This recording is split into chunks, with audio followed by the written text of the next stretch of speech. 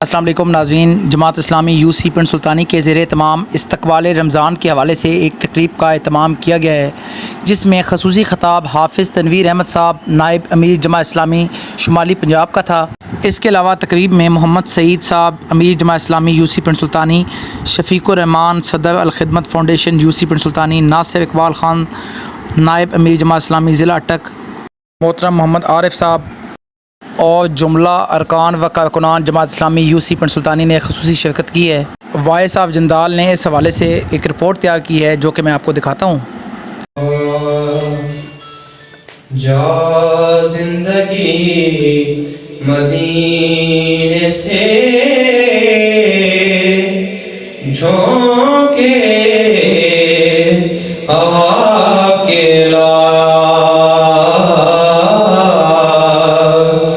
جا زندگی مدینے سے چونکے ہوا کے لا، شاید حضور ہم سے خفا ہیں منا کے لا، شاید حضور ہم سے خفا ہیں منا کے لا، اور کچھ ہم بھی اپنا چہرہ باطن سوار لیں،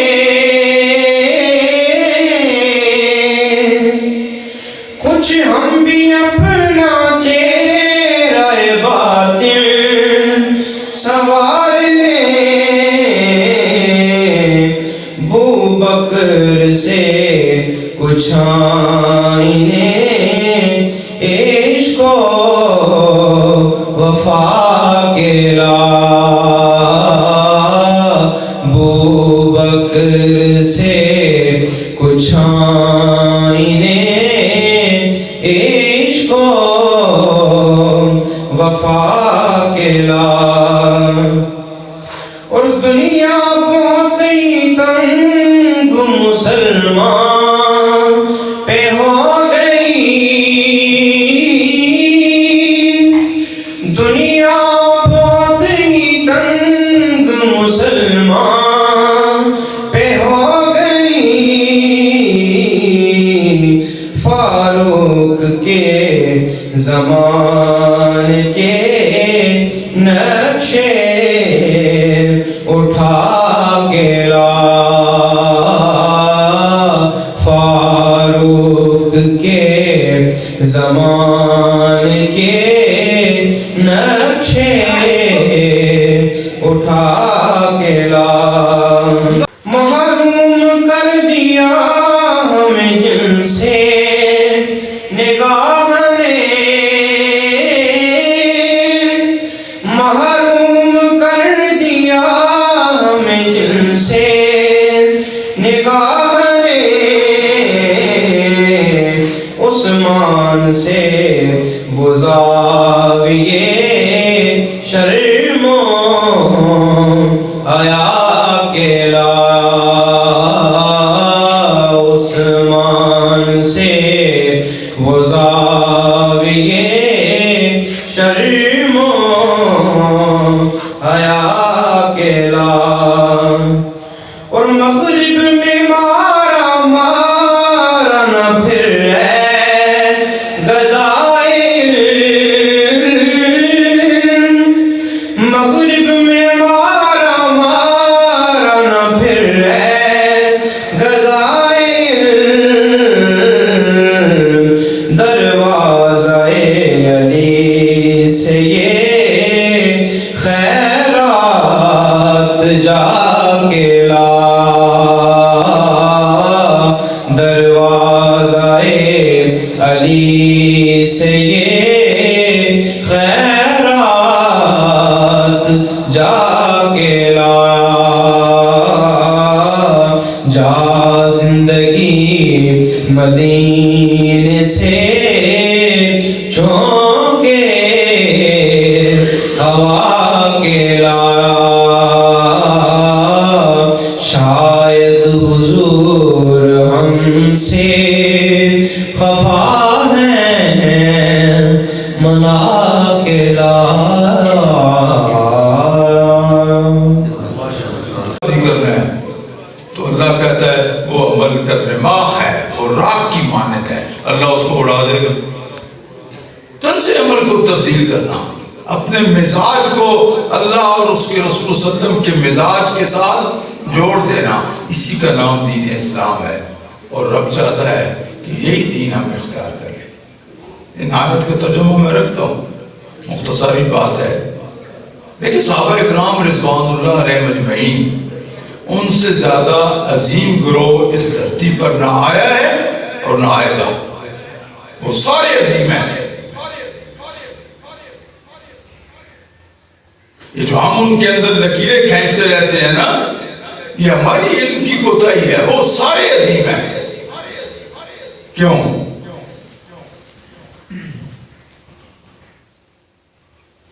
سنا ہے نا آپ نے کہ غزوہ احد میں بہت سارے صحابہ شہید ہو گئے تھے،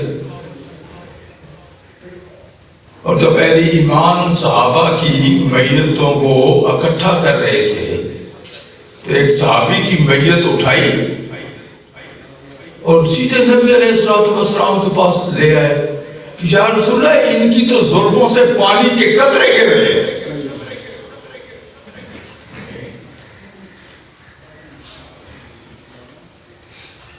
آپ نے کہا ہاں، یہ غسیل ملائکہ ہے، اس کو فرشتوں نے ابھی ابھی غسل دیا ہے، اس لیے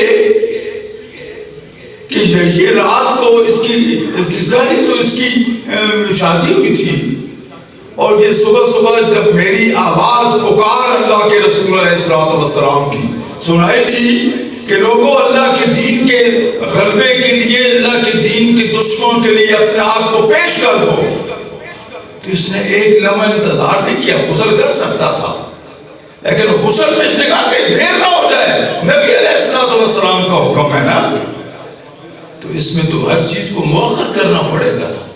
اس نے مؤخر کر دیا، اس لیے اس کو غسل دینے کے لیے اللہ نے فرشتے بھیجے، اس کو غسل کی عادت تھی۔ نیت ٹھیک ہو، ایمان مکمل ہو، راسخ ہو، لیکن اللہ اور اس کے رسول صلی اللہ علیہ وسلم کے حکم کی اطاعت میں دیر ہو جائے،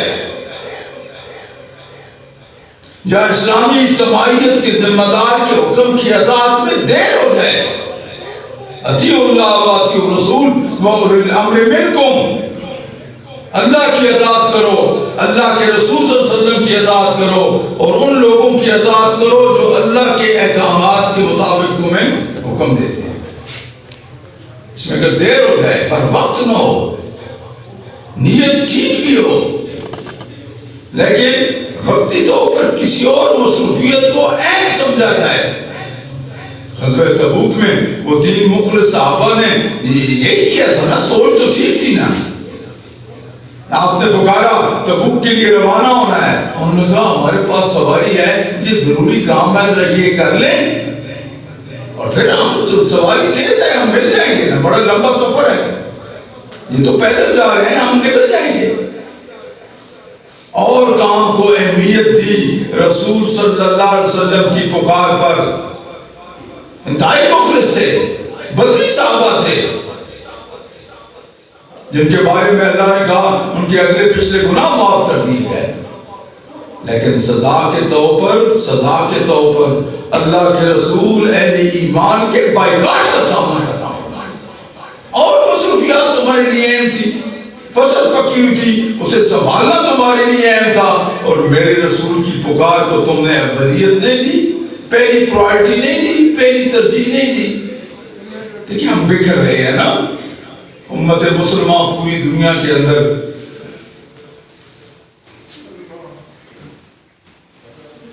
اللہ کی نافرمانی کر کے اللہ کے انعامات سے محروم ہے۔ پلٹنا ہوگا، پلٹے بغیر بات نہیں بنے گی۔ اللہ کی حکم کی طرف، اللہ کے رسول صلی اللہ علیہ وسلم کی طرف پلٹنا ہوگا، اپنے رویوں کو درست کرنا ہوگا۔ یہ نیک ثواب کی کتاب نہیں ہے، اللہ کی کتاب۔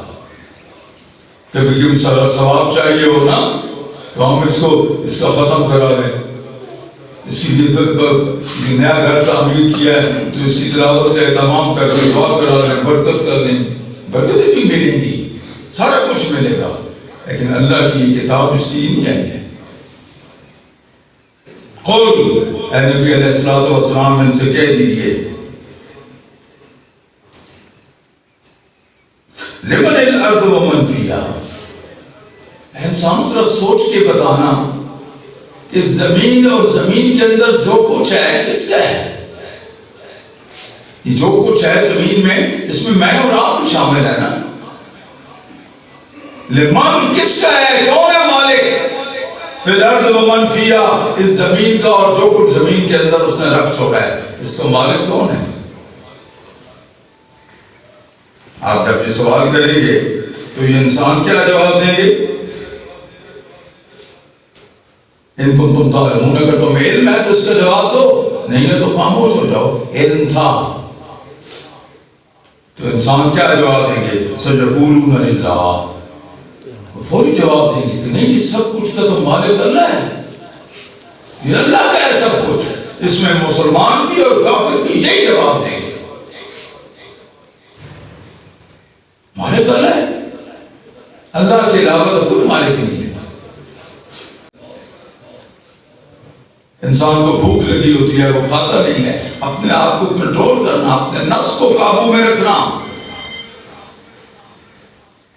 یہ ہے رمضان المبارک۔ اپنی خواہش کو مؤخر کرنا، اپنی طلب کو مؤخر کر دینا، اور اللہ اور اس کے رسول صلی اللہ علیہ وسلم کے حکم کو ترجیح دے دینا، یہی تو رمضان المبارک ہے نا۔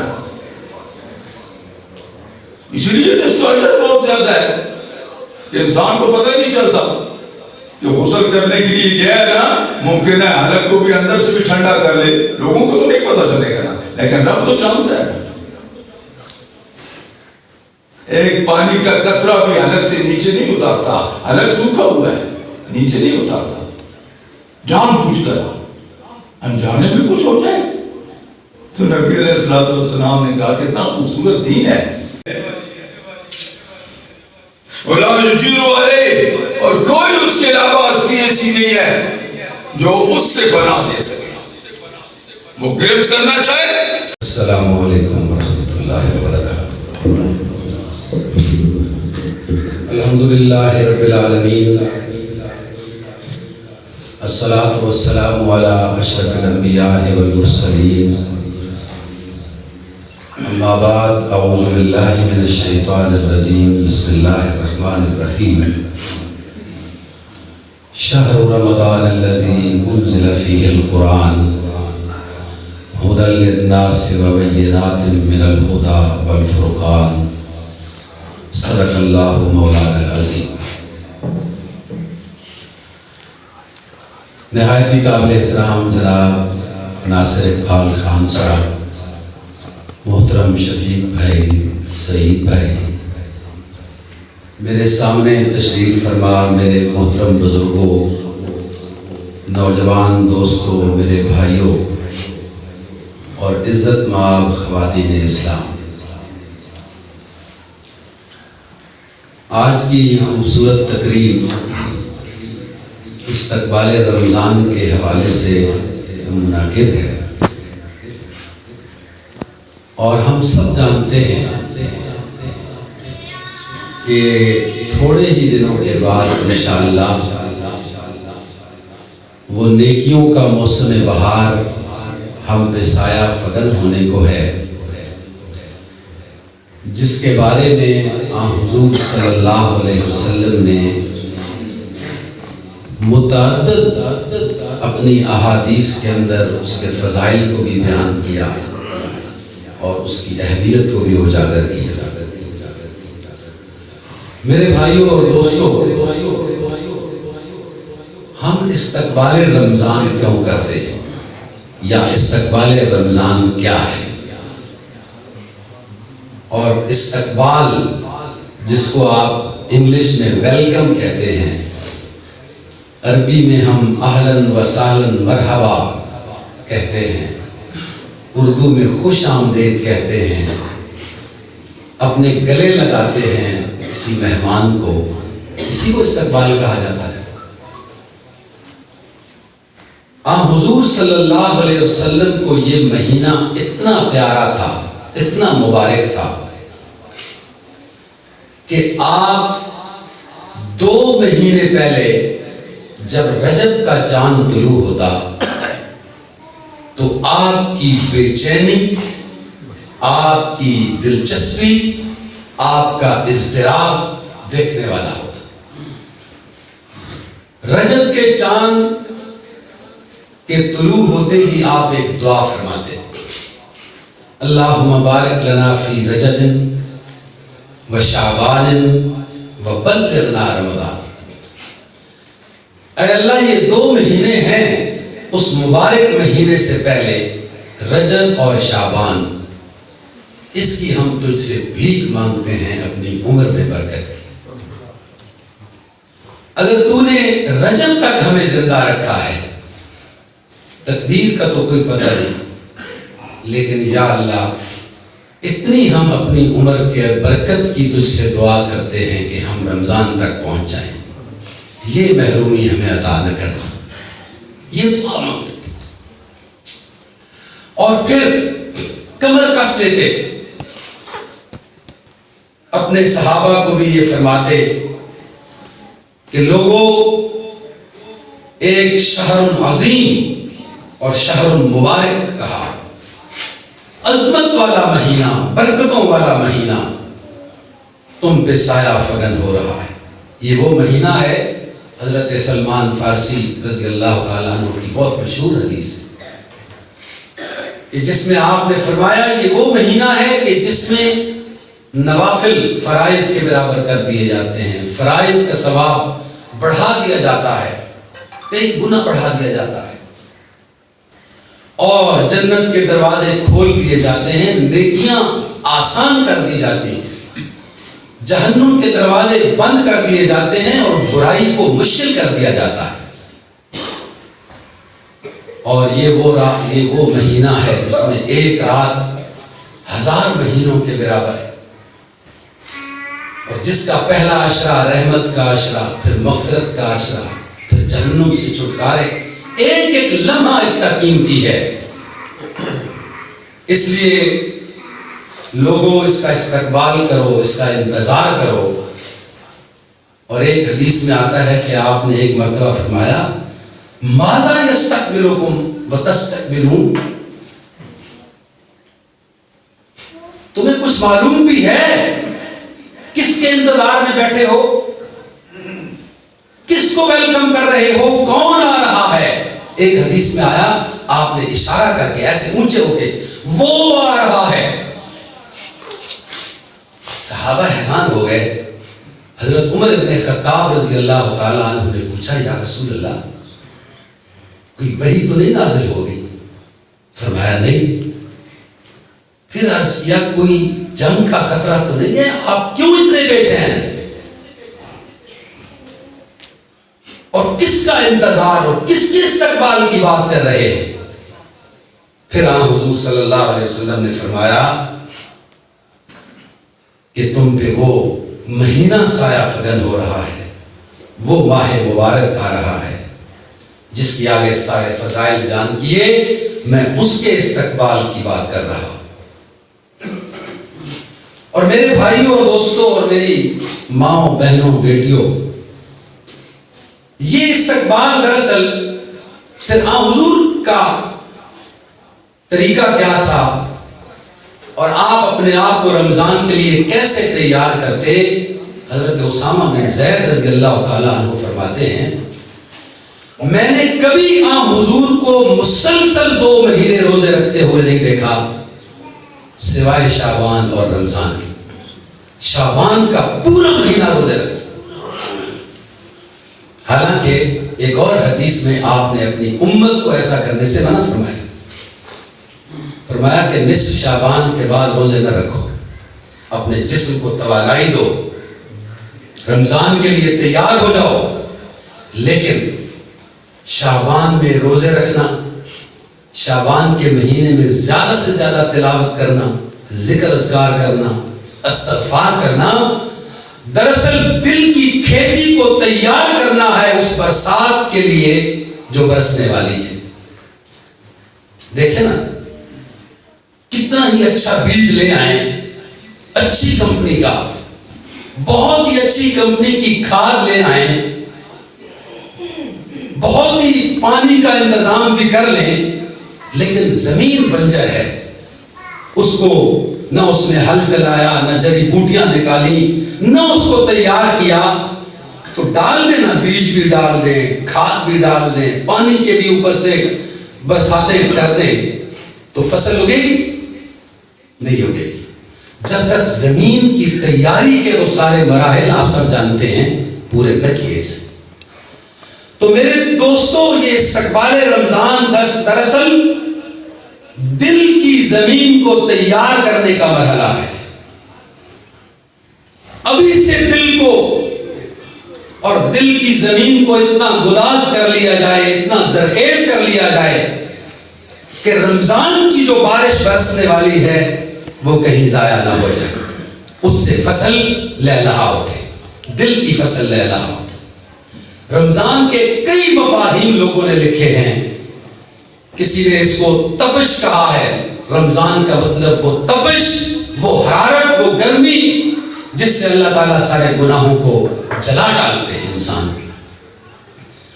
اور ایک مفہوم کسی نے لکھا کہ یہ لفظ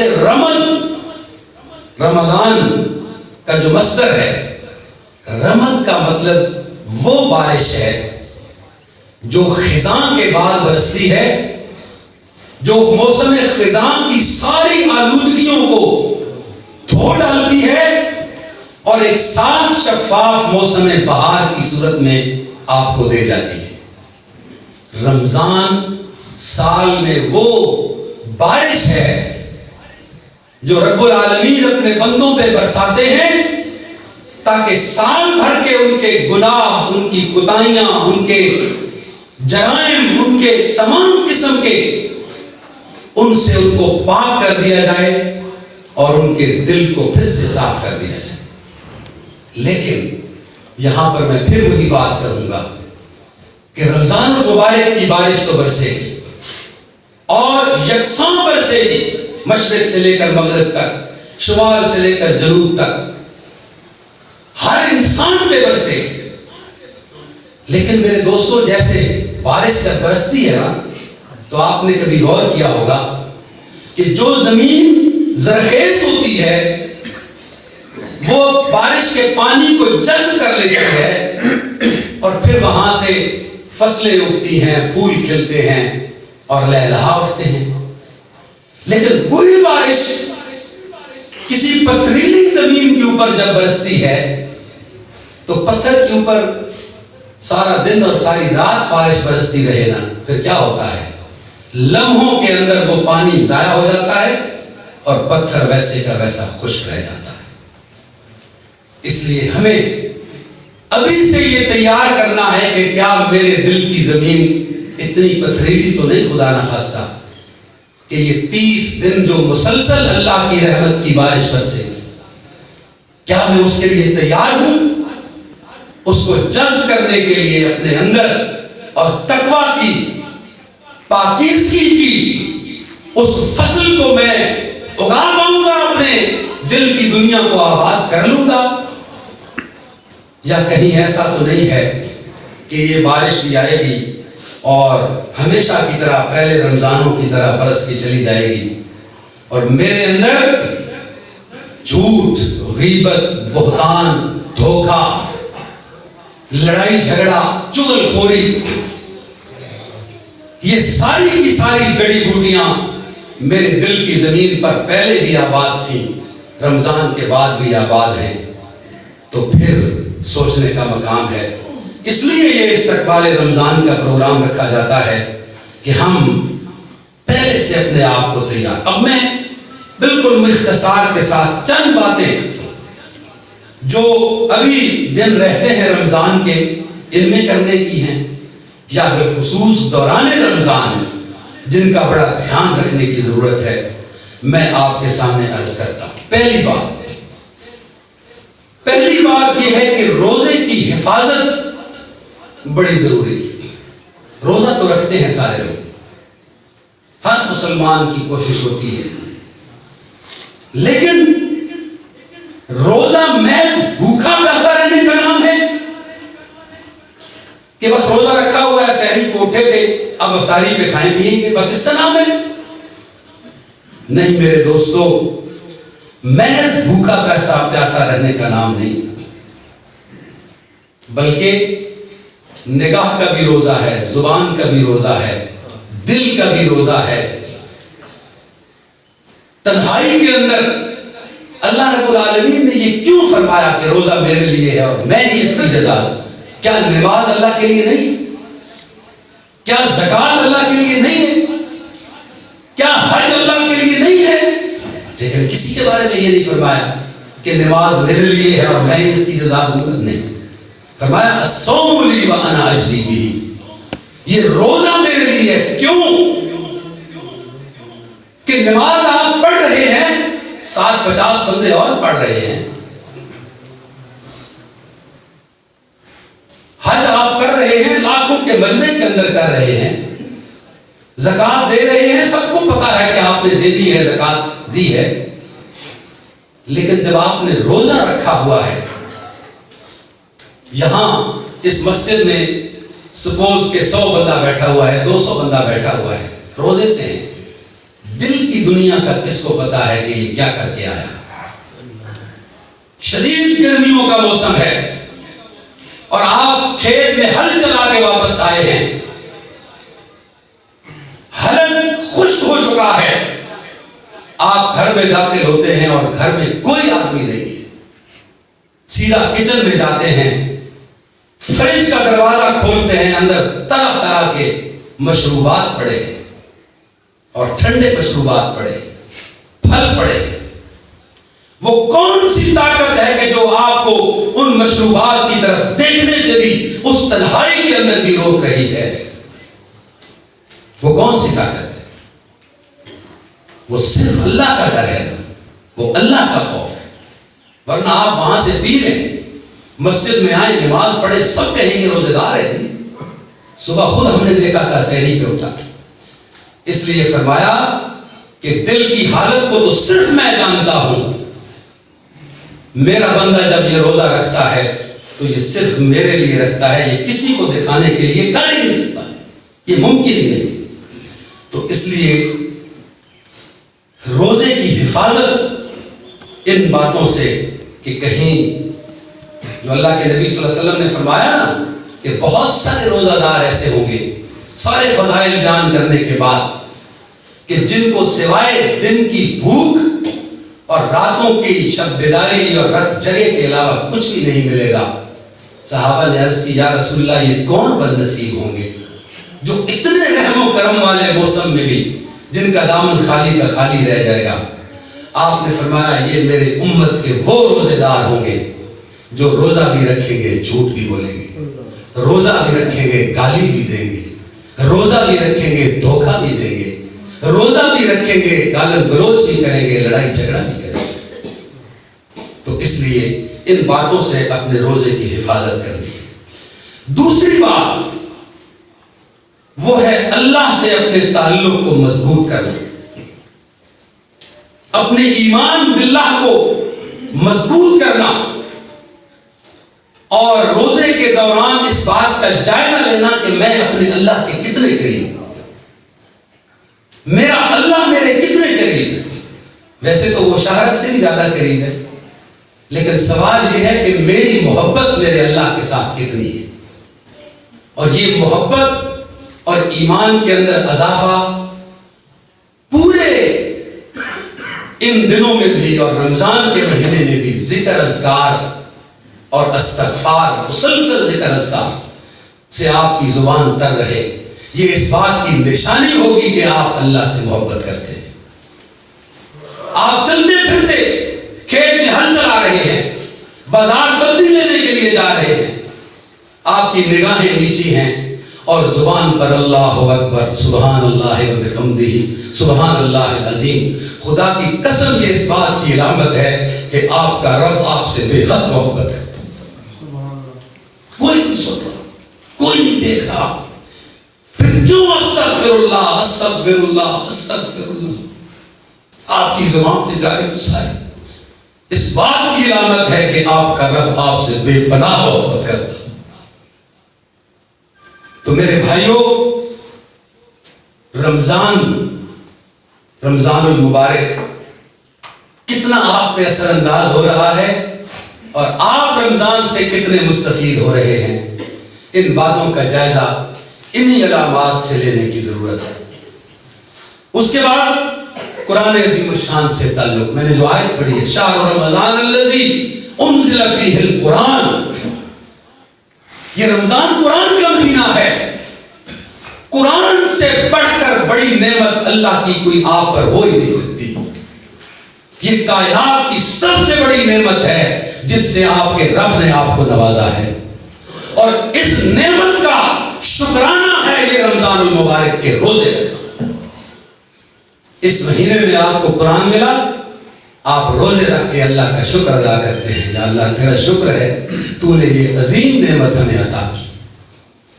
تو قرآن سے کتنا تعلق ہے؟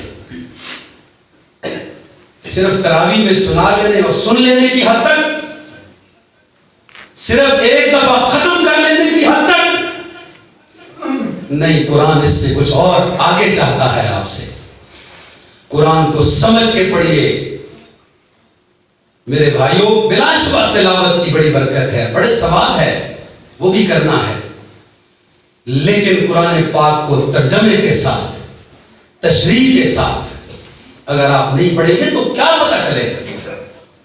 وہ پچھلے دنوں کسی نے بہت خوب ایک بات لکھی کہ جس طرح میڈیکل کی کتابوں کو چومنے چاٹنے سے اور آنکھوں پہ لگانے سے آپ ڈاکٹر نہیں بن سکتے, قرآن کو چومنے چاٹنے اور سر پہ رکھنے سے آپ مومن کیسے بن سکتے؟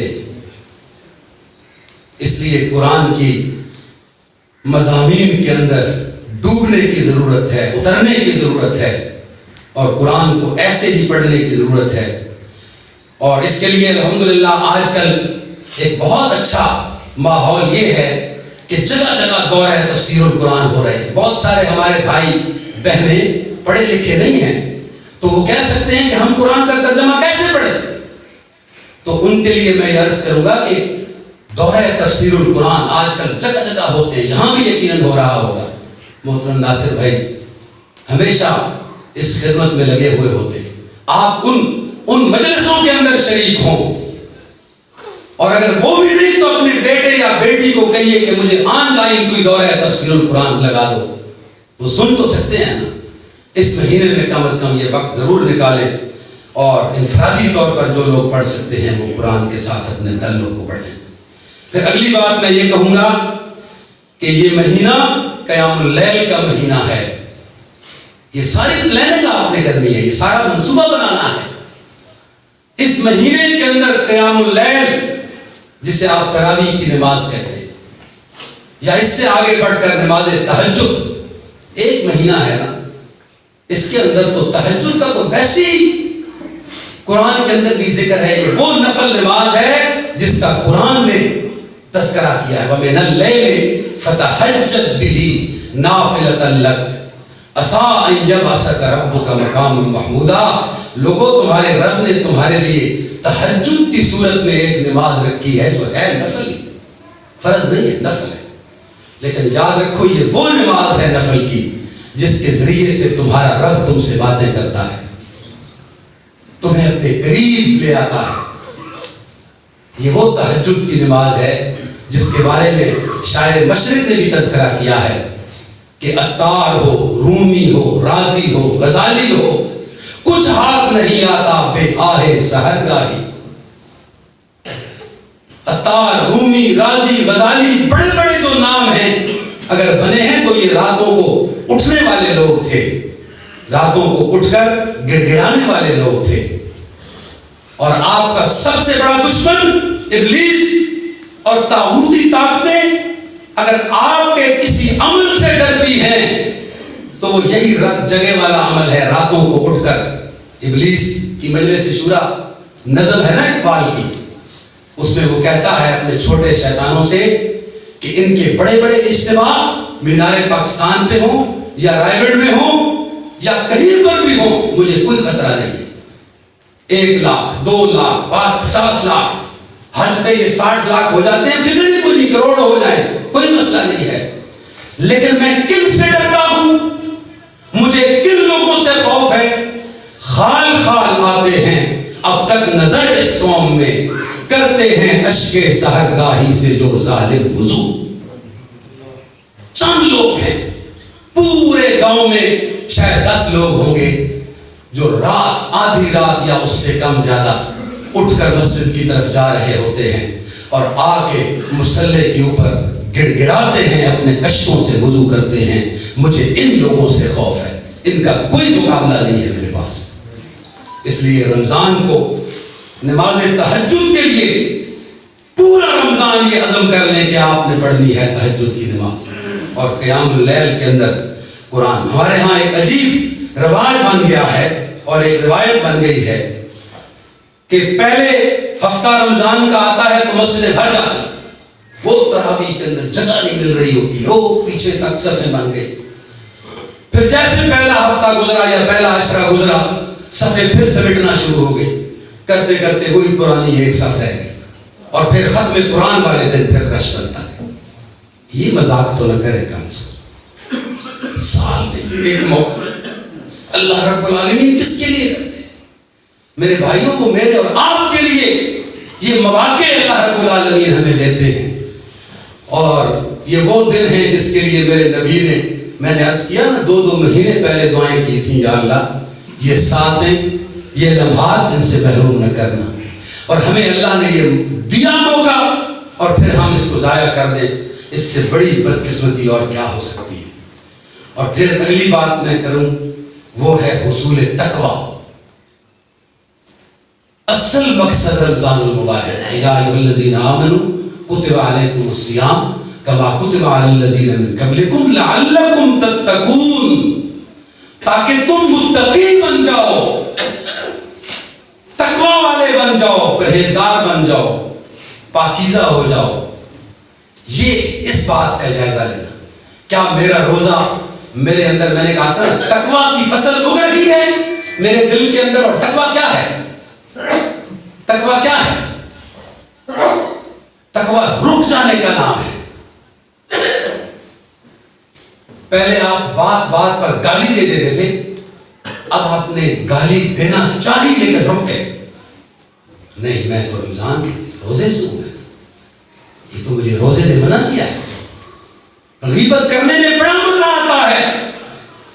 بالخصوص کہا جاتا ہے کہ ہماری خواتین 2 اکٹھی ہوئی کہ نہیں, کسی تیسری چوتھی کی شامت آ گئی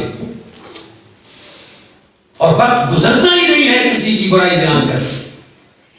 لیکن اب عجیب عالم ہے کہ روزانہ ملتی ہیں آپس میں اور آپ بھائی بھی ملتے ہیں, دل بھی کرتا ہے کہ فلاں کی کا ذکر ذرا چھیڑا جائے, لیکن نہیں, رک گئے. یہ تقویٰ ہے. اس بات کا جائزہ لیجئے کہ آپ کا روزہ آپ کے اندر یہ تقویٰ پیدا کر رہا ہے کہ نہیں. پھر ایک بات اور جس کا خیال رکھنا ہے, وہ زبان کی حفاظت ہے, نگاہوں کی حفاظت ہے. میں نے پہلے بھی کہا تھا, بہت ساری برائیاں نگاہوں کی بد نظری کی وجہ سے دل میں اترتی ہیں اور بد کرداری اور بد عملی پر انسان کو مجبور کر دیتی ہے. اسی لیے مسلمان مردوں کو, مسلمان عورتوں کو غص بصر کا حکم دیا گیا ہے, نگاہوں کو نیچا کر کے چلے اور زبان کے بھی گناہوں سے بچنے کی کوشش کریں. جس طرح میں نے پہلے کہا کہ روزہ نگاہ کا بھی ہے, کانوں کا بھی ہے, دل کا بھی ہے. جھوٹ, گالی, غیبت, یہ ساری بیماریاں زبان کی بیماریاں ہیں, ان کی خاص طور پر حفاظت کرنی ہے رمضان کے اندر بھی. اور پھر میں ساتھ ساتھ یہ بھی عرض کر دوں کہ یہ صرف ساری ٹریننگ رمضان کی ٹریننگ نہیں ہے. اصل روزے کا مطلب یہی ہے کہ یہ ٹریننگ حاصل کر کے پھر اگلا سال اس پورے ان اعمال پر عمل کیا جائے، یہی اصل اس کا مقصد ہے۔ اور پھر میرے دوستو، ایک بات جس کا خاص طور پر رمضان میں اور ابھی سے جائزہ لینے کی ضرورت، وہ یہ ہے کہ آپ حقوق العباد کا کتنا خیال رکھتے ہیں۔ رمضان غم گساری کا مہینہ ہے، رمضان ہمدردی کا مہینہ ہے۔ نماز پڑھتے ہیں، روزہ رکھتے ہیں، حج اور زکوٰۃ دیتے ہیں، یہ سارے حقوق اللہ ہیں جو پورے ہو رہے ہیں، لیکن پڑوسی ہے جو پچھلے 6 مہینوں سے بیمار پڑا ہوا ہے، اس کی عیادت کے لیے جانے کی ہمت نہیں۔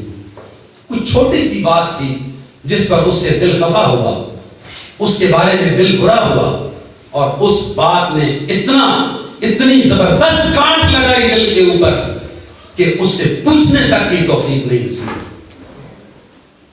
پڑوسی ہے جس کے گھر کے اندر ایک وقت کا پکتا ہے اور اسی سے گزارا چلتا ہے، اور معلوم ہے کہ اس گھرانے کے اندر، اس گھر کے اندر رمضان کی تیاری کے لیے اور رمضان کے سحر و افطار کے لیے سامان موجود نہیں ہے۔ تو میرے بھائیوں، اس بات کا، یہ تو ویسے ہی اللہ تعالیٰ نے تو بہت کلیئر کر دیا اس بات کو کہ میں اپنے حقوق کو تو معاف کر سکتا ہوں، اپنے بندوں کے حقوق کو میں معاف نہیں کر سکتا۔ اگر حق تلفی ہوئی تو خدا کے عاشق تو ہیں ہزاروں، بنوں میں پھرتے ہیں مارے مارے، میں اس کا بندہ بنوں گا جس کو خدا کے بندوں سے پیار ہوگا۔ وہ حدیث کا مفہوم تو آپ نے بارہا سن رکھا ہوگا کہ روزے قیامت جب آپ کی نمازیں، روزے، حج، عمرے، زکاتیں اکٹھی کی جائیں گی تو ڈھیر لگ جائے گا نیکیوں کا۔ رب العالمین فرمائیں گے میرے پیارے بندے، تیری عبادات کو دیکھتا ہوں تو دل خوش ہوتا ہے، لیکن تیرے نتیجے پہ دیکھتا ہوں تو میں غمگین ہو جاتا ہوں۔ اور بندہ پوچھے گا یا اللہ کیا ہوا؟ یہ ڈھیر جو لگا ہوا ہے یہ میری نیکیوں کا ہی ہے؟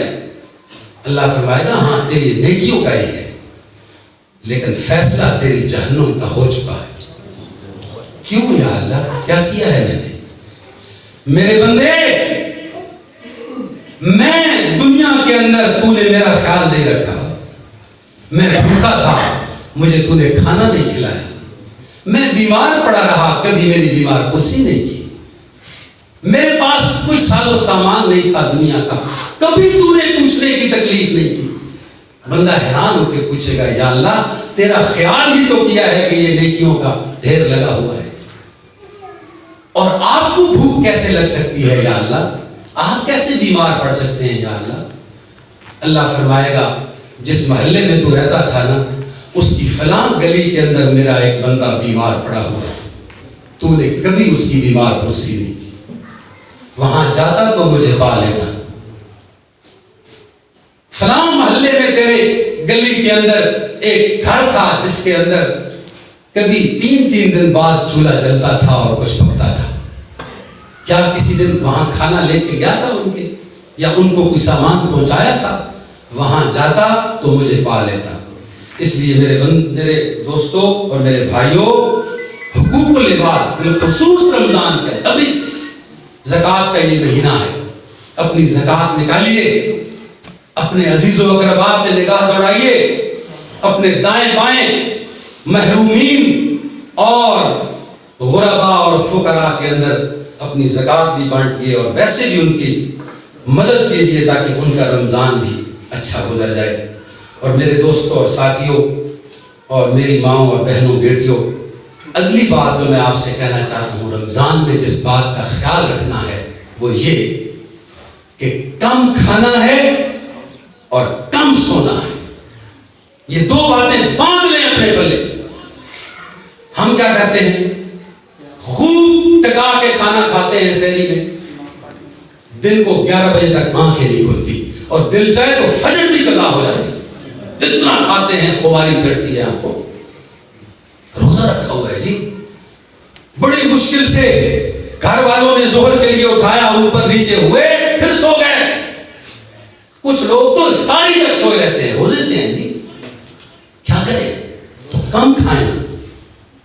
اسی اسی طرح بعض افطاریوں میں ہم یہ کرتے ہیں، اتنا چڑھاتے ہیں کہ تراویح پڑھنا بڑی مشکل ہو جاتی.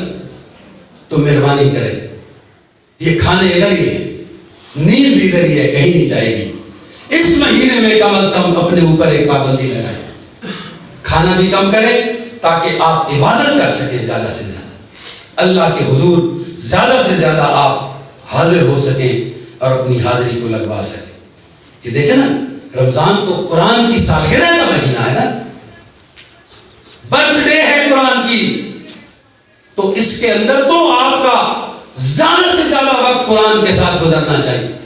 میں نے پہلے بھی اس نعمت کا ذکر کیا، اس کا شکرانہ یہ ہے کہ میکسیمم وقت جو ہے وہ آپ کا اس کے اندر گزرے. اور پھر ایک اور بات، اللہ کے نبی صلی اللہ علیہ وسلم نے افطاری کرانے کا حکم دیا ہے. فرمایا جو شخص افطاری کراتا ہے اس کے سارے گناہوں کو معاف کر دیا جاتا ہے. پوچھا یا رسول اللہ، ہمارے پاس تو اتنا سامان نہیں ہوتا، کیسے افطاری کرائیں؟ فرمایا کھجور کے ایک دانے سے کرا دو یا پانی کے ایک گلاس سے کرا دو تو اتنا ہی اجر ہے جتنا بہت لمبے چوڑے کھانے. اور ہمارے ہاں جو رواج پا گئی ہے بات، بڑی بڑی افطاریاں، افطار ڈنر، اس کے اندر قسم قسم کے کھانے، اس نمود و نمائش سے بچنے کی ضرورت ہے. اور کوشش کریں کہ اپنے عزیز و اقربا کو بھی اور ان لوگوں کو بھی آپ افطاری کریں. پھر میرے دوستو، اس مہینے میں وہ رات آ رہی ہے جسے لیلۃ القدر کا، اس کا انتظار کریں، اس کی تیاری کریں. اس سے محروم نہیں ہونے چاہیے، آپ نہیں ہونے چاہیے. انا انزلناہ فی لیلۃ القدر وما ادراک ما لیلۃ القدر لیلۃ القدر خیر من الف شہر. یہ وہ رات ہے جس میں قرآن کا نزول ہوا. یہ وہ رات ہے جو 1000 سال کی عبادت سے بہتر ہے. 1000 سال کی عبادت سے بہتر.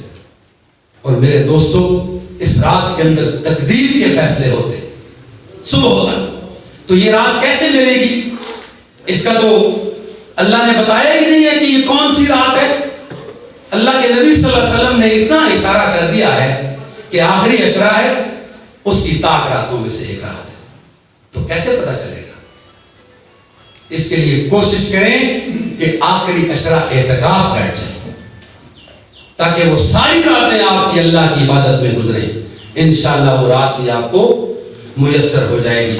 اس لیے اس کا انتظار اور اس کی فکر میں ابھی سے آپ لگیں. پھر اگلی بات، اس میں ایک لیلۃ الجائزہ ہے. یہ تو لیلۃ القدر تھی نا،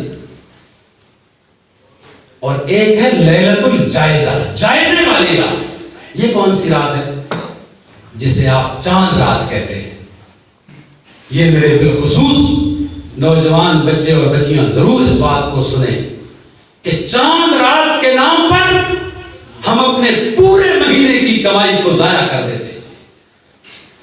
چاند نظر آ گیا، صبح عید ہے، اور یہاں کیا ہوتا ہے؟ چلو جی بازار کو نکلے،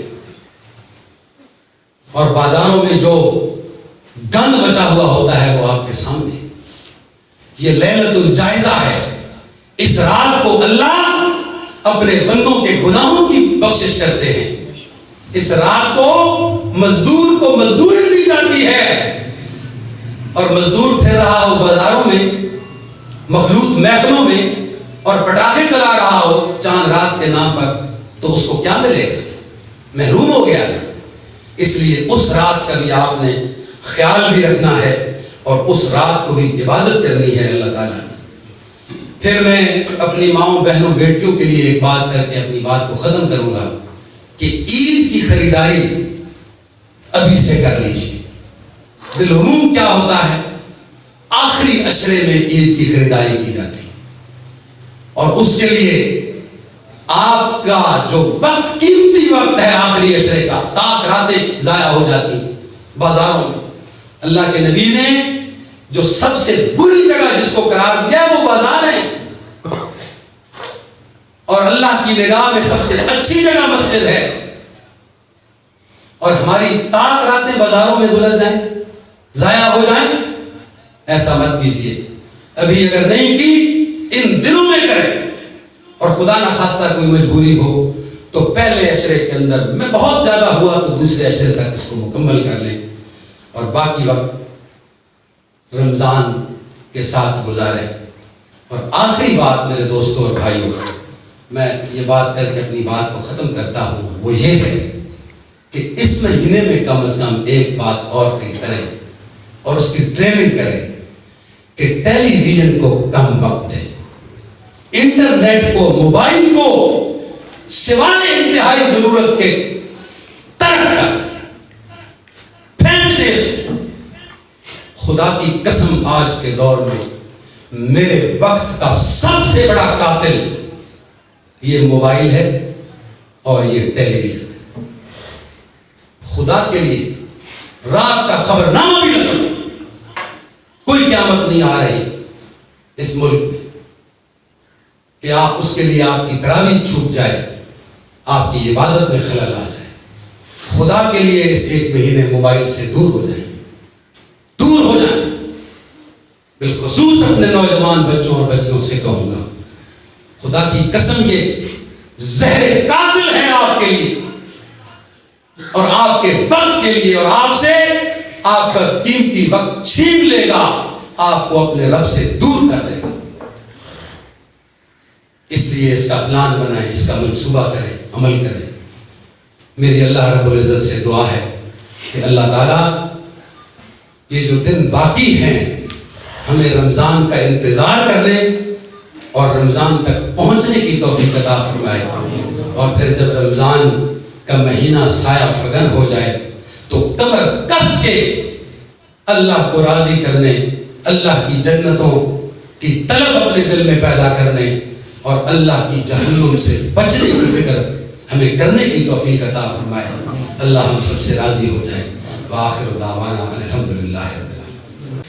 یہ جو کچھ بھی کہا گیا اس کا فائدہ تبھی ہوگا کہ ہم تنہائی میں بیٹھ کر رات کے وقت اپنے پورے رمضان کی منصوبہ بندی کریں کہ میں نے کس طریقے سے اللہ کے کلام کے ساتھ، اللہ کے دین کے ساتھ جڑنا ہے، اور کس طریقے سے میرے جو چیزیں، جو گناہ میری زندگی میں میری عادت بن چکے ہیں ان کو کس طریقے سے دور کرنا ہے، اور کس طریقے سے حسنات کو، اور ظاہر ہے بے شمار حدیث مبارکہ آپ کے سامنے پیش کی گئیں کہ اللہ کریم کی رحمت اپنے جوبن پہ ہوتی ہے.